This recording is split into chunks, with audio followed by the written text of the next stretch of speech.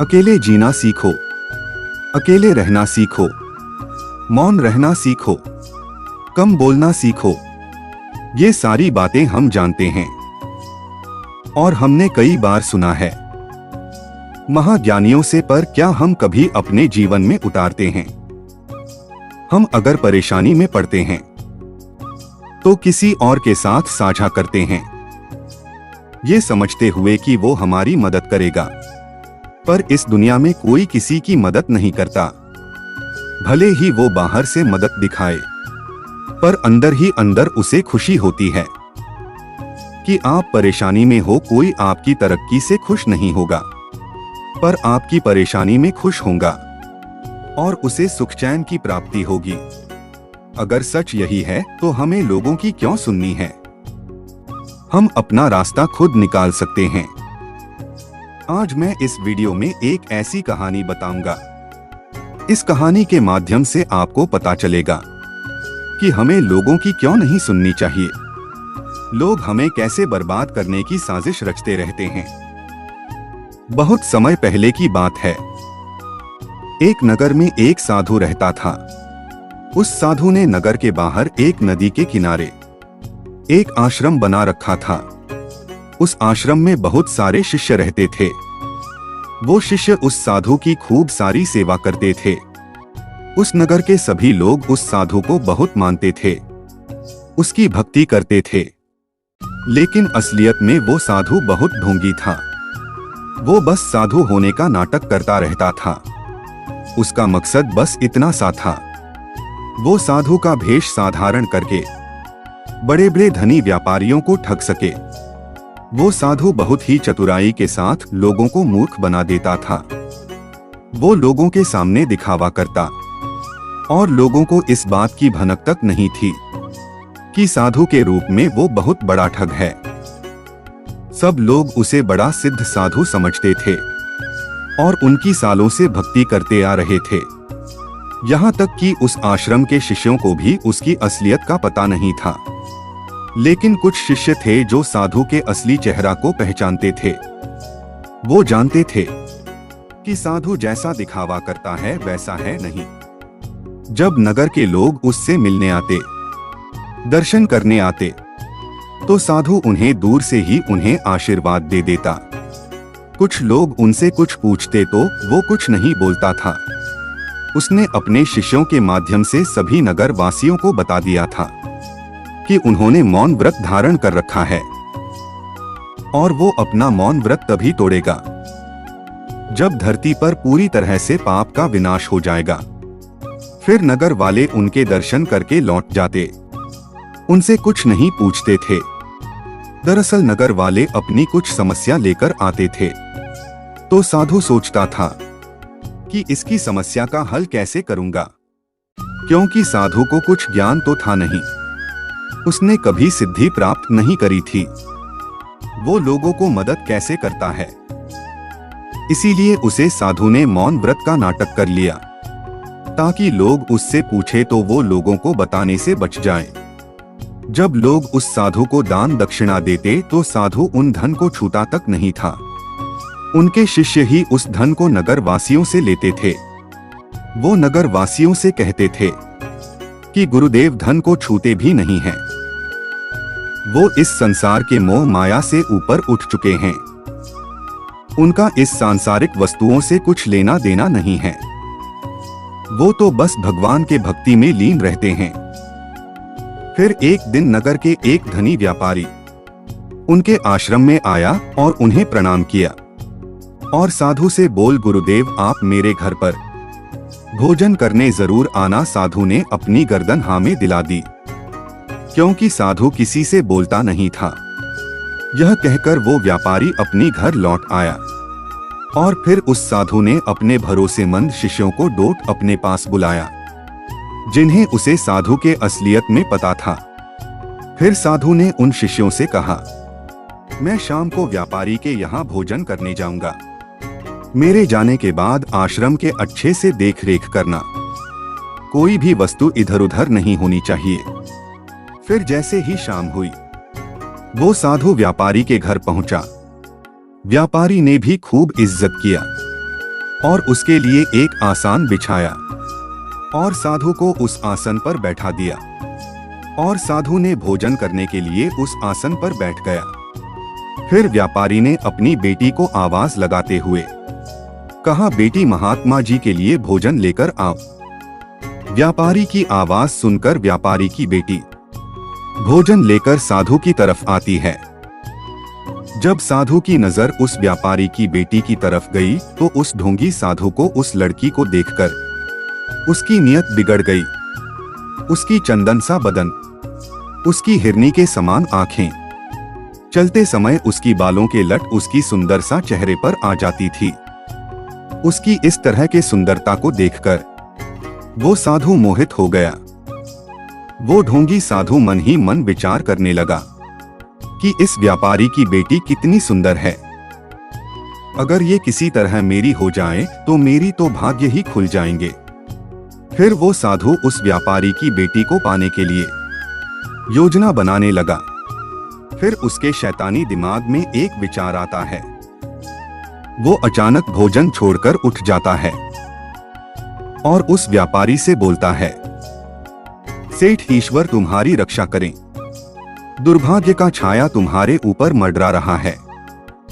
शीघ्र ही तुम एक सेठ से भिखारी बनने वाले हो। यह कहकर वह झूठ-मूठ के आंसू बहने लगता है। यह सब देखकर व्यापारी आश्चर्यचकित रह गया। वह सोचने लगता है कि आज तक कभी साधु ने अपना मुंह नहीं खोला और कभी किसी से बात नहीं की, लेकिन आज वो बोल पड़े। उस साधु की बातें सुनकर वो व्यापारी थर-थर कांपने लगा और उस साधु के चरण पकड़ लिया और वो व्यापारी उस साधु से कहने लगा, गुरुदेव आप ये क्या कह रहे हैं? मुझे तो कुछ भी समझ नहीं आ रहा। आखिर आप किस दुर्भाग्य की बात कर रहे हैं? क्या ये दुर्भाग्य इतना दुखदाई होगा कि आपको अपना मौन व्रत तोड़ना पड़ा? आप मुझ जैसा साधारण मानव के लिए अपने अपना मौन व्रत तोड़ दिया। फिर वो साधु झूठे आंसू बहते हुए बोला, बेटे मैंने तुम्हारे सिर पर आने वाली दुर्भाग्य को देख लिया है। फिर वो रोते रोते व्यापारी से बोलता है, पुत्र ये तुम्हारी बेटी है ना, यही तुम्हारी दुर्भाग्य के कारण है। जिस दिन तुम इसकी शादी करोगे उसी दिन से तुम्हारी बर्बादी शुरू हो जाएगी। तुम्हारा सारा परिवार तबाह हो जाएगा। तुम्हारे घर के सारे सदस्य एक एक करके मरने लगेंगे। तुम्हारा पूरा व्यवसाय चौपट हो जाएगा। तुम कर्ज के बोझ के तले इतना दब जाओगे कि तुम्हें पता ही नहीं चलेगा कि तुम कब सेठ से भिखारी बन गए। ये सब कुछ इतनी जल्दी होगा कि तुम्हें कुछ समझ नहीं आएगा। साधु की ये सब बातें सुनकर व्यापारी साधु से कहता है, गुरुदेव कोई तो उपाय होगा जिससे ये दुर्भाग्य टल जाए। कोई तो रास्ता होगा जिससे इस दुर्भाग्य से बचा जा सके। आप तो इतने सिद्ध महात्मा हो, आपके पास इस समस्या का कोई ना कोई हल जरूर होगा। ये बातें सुनकर साधु मन ही मन बहुत प्रसन्न हो जाता है, क्योंकि वो साधु इसी के इंतजार में था कि कब ये व्यापारी मुझसे पूछेगा कि मैं क्या करूं जिससे मेरा दुर्भाग्य टल जाए। फिर वो साधु कुछ विचार करके नाटक करता है, अपनी आंखें बंद करता है और कुछ भुनभुनाने लगता है और फिर कुछ ही देर बाद अपनी आंखें खोलता है और बोलता है, तुम्हारी बेटी ही तुम्हारी दुर्भाग्य के कारण है। इसलिए तुम अपनी बेटी को एक बड़े से संदूक में बंद करके गंगा नदी में बहाना होगा और इस बात का ध्यान भी रखना होगा कि उस संदूक पर जलता हुआ चिराग रखना है। और हाँ, ये काम तुम्हें 24 घंटे के अंदर ही करना है। किसी भी प्रकार के भूल नहीं होनी चाहिए। याद रहे कि तुम्हें अपनी बेटी को त्यागना ही होगा, तभी तुम्हारा दुर्भाग्य टल सकता है। यह कहकर वो ढोंगी साधु बिना भोजन किए अपने आश्रम में लौट आया। वो ढोंगी साधु जानता था कि वो व्यापारी अंधभक्त है। वो मुझ पर अंधा विश्वास करता है। उसे मेरा असलियत के बारे में कुछ पता नहीं है, इसलिए वो व्यापारी वैसा ही करेगा जैसा मैंने कहा है।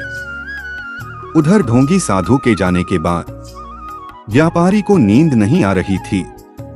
उसने भोजन भी नहीं किया। उसे तो बार बार उस साधु की बात याद आ रही थी जो साधु ने चेतावनी दी थी। उसे बार बार साधु की बात याद आ रही थी। वो बेचैन हो रहा था। उसे समझ ही नहीं आ रहा था कि वो क्या करें। एक तरफ उसका दुर्भाग्य और दूसरी तरफ उसकी जान से भी प्यारी उसकी बेटी, और वो व्यापारी अपनी बेटी से बहुत प्रेम करता था। वही उसका एकमात्र संतान थी। उसने उसके लिए बड़े बड़े सपने देखे थे। वो अपनी बेटी को अपने से दूर नहीं करना चाहता था और दूर देख भी नहीं सकता था। जब उस व्यापारी ने अपनी बेटी की आंखों में आंसू देखे तो उसका दिल दहल गया। अपनी बेटी की प्रति मोह उसे बार बार रोका, लेकिन फिर व्यापारी को अपनी धन की याद सताने लगा। उसने बड़ी मेहनत करके ये सब कुछ हासिल किया था। वो इतनी आसानी से ये सब कुछ गंवाना नहीं चाहता था।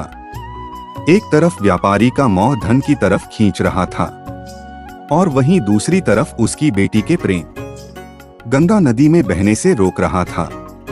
वो पूरी रात इन सब के बारे में सोचता रहा। फिर आखिरकार उस व्यापारी ने फैसला कर ही लिया कि उस साधु के आज्ञा के अनुसार ही काम करेगा। अगले दिन सुबह होते ही उसने एक बड़ा सा संदूक मंगवाया। जैसे ही उसके बेटी ने ये संदूक देखा, वो अपनी पिता के तरफ देखती रही। उसके पिता इस तरह से अपने से अलग ना करें, लेकिन पिता के खुशी के कारण उसने अपने पिता से कुछ नहीं बोला और व्यापारी ने भी अपने दिल पर पत्थर रखकर अपनी बेटी को बुलाया। फिर उस संदूक में बैठने को कहा। फिर उसकी बेटी उस संदूक में बैठ गई। व्यापारी ने संदूक बंद कर दिया और साधु के कहे अनुसार उस संदूक के ऊपर चिराग जलाकर रख दिया और फिर उस संदूक को गंगा नदी में बहा दिया।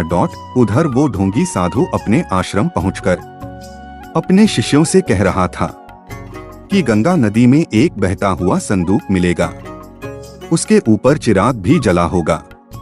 तुम्हें उस संदूक पर नजर रखनी है।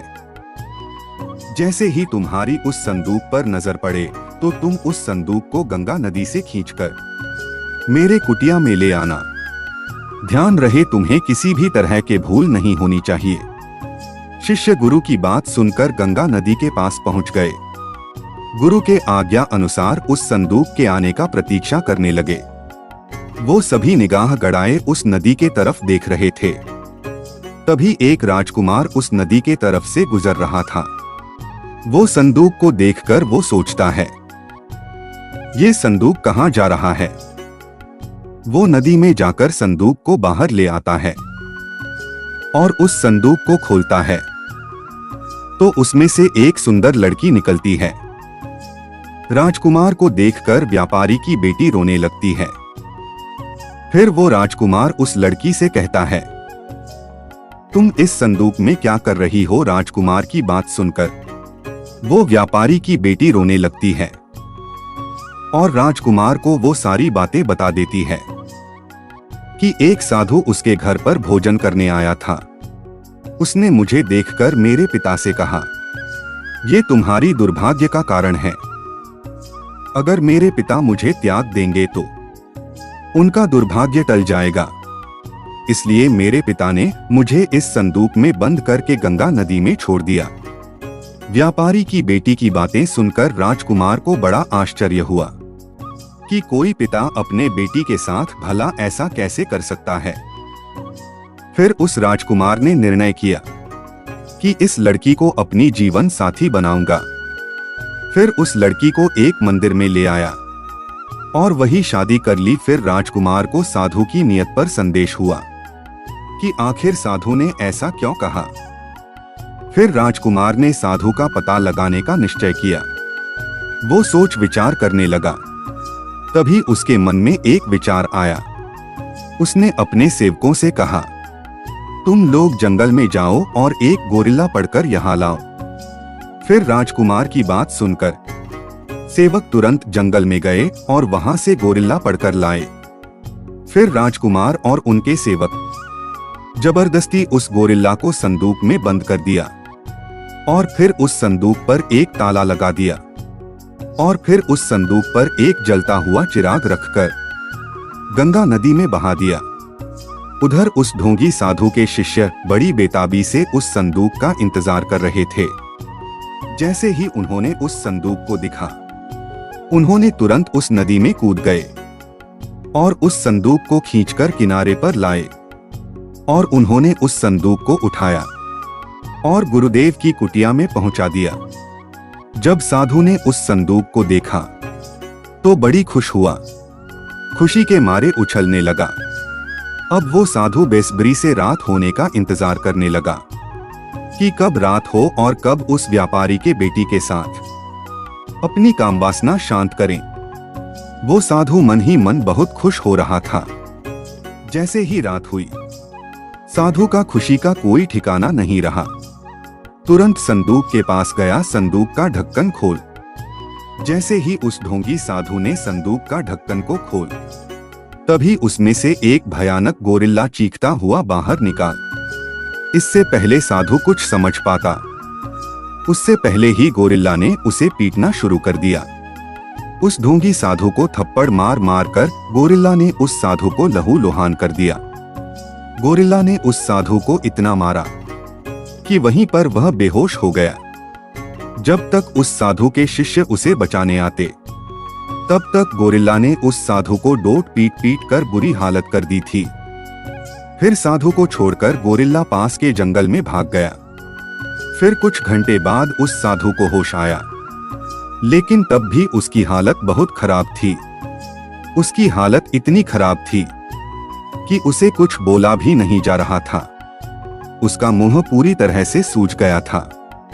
उसके हाथ पैरों में से खून निकल रहे थे। उसके पूरे शरीर पर जख्म हो गए थे। फिर सुबह होने के बाद शिष्य अपने गुरुदेव के कुटिया में आए तो गुरुदेव की ऐसी हालत देखकर दंग रह गए। उन शिष्यों ने साधु से पूछा, गुरुदेव आपकी हालत कैसे हुई? इतनी सारी चोट कैसे लगी? तब साधु ने असलियत छुपाते हुए बोला, रात्रि में एक भयानक गोरिल्ला आश्रम में घुस आया। उसी ने मेरी हालत ऐसी की है। फिर साधु कहता है, मैंने कहा था तुम लोगों को आश्रम को अच्छे से देखभाल करना। देखो तुम्हारी वजह से क्या हुआ। साधु की बात सुनकर सभी शिष्य चुप हो जाते हैं और सोचने लगते हैं कि हम तो रात भर पहरेदारी करते रहते हैं, फिर गोरिल्ला आश्रम में कैसे घुस आया। फिर धीरे धीरे पूरे नगर में ये बात फैल गई कि साधु को एक गोरिल्ला ने घायल कर दिया है। नगर के सभी लोग उस साधु से मिलने आए, क्योंकि नगर के सभी लोग उस साधु का मान सम्मान करते थे, उनकी भक्ति करते थे।